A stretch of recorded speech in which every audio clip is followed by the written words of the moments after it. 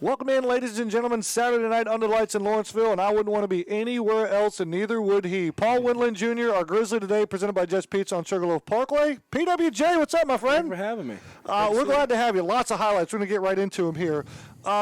Take me back just a little bit to yesterday. Grizzly split the doubleheader. OUAZ got the best of us. What was the mood like walking out of the building?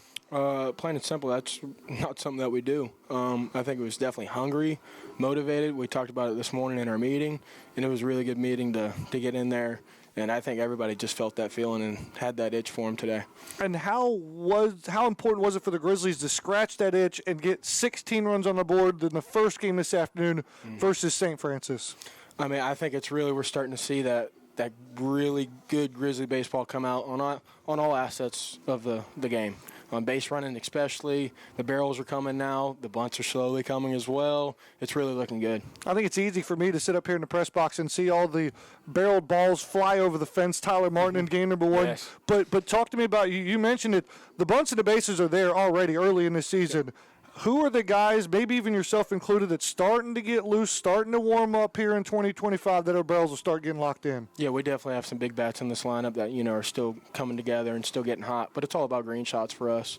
Easy turns win, especially when you got guys of this size. You don't have to put a whole lot of effort into it to hit it out. And so Tyler Martin got a hold of one. He's starting to warm up a little bit, played third and left and DP. I think at one point he might have come out of the bullpen. He's all over the place for the Grizzlies. And then they take care of business for St. Francis. Oh, by the way, Brennan Moody out of there on the mound throwing up zeros for the Grizzlies.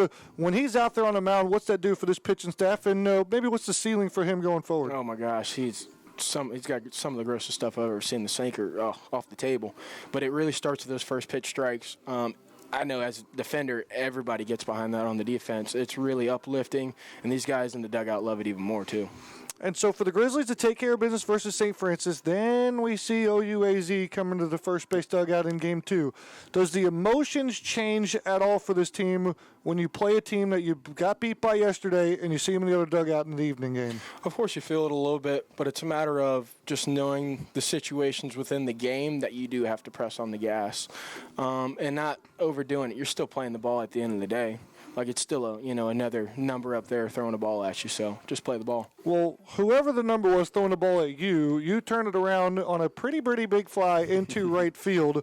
Off the bat, I'm sure it felt good, but talk to me about maybe your previous plate appearances, what was lacking, and then now what feels good at the plate for you. Oh, it's really all about getting in good counts. I really harp on winning that first pitch and just taking it pitch by pitch after that. Luckily, I was able to get, I think it was 3-1 count there, another 3-1 count later on with the one. I was just lucky enough to get into great advantage counts. And so the advantage counts you've taken advantage of, and no hitter on planet Earth, unless you're A.J. Sapkowski and Henry Daniels, can take advantage of this ballpark. Center field is where balls go to die. And so you absolutely smash a ball in your last at-bat to center field. What does that do for the confidence when you're not just seeing it well, you're hitting it well, but you round first base and go, oh, that ball got out of here. It's great, to have a low liner still back up the middle. That's what we train for every day, for it to do that and just still be backspun well enough. It was a great feeling, better than the poolside one. Well, I like that. Like that a lot here as barrels starting to come together here for Georgia Gwinnett.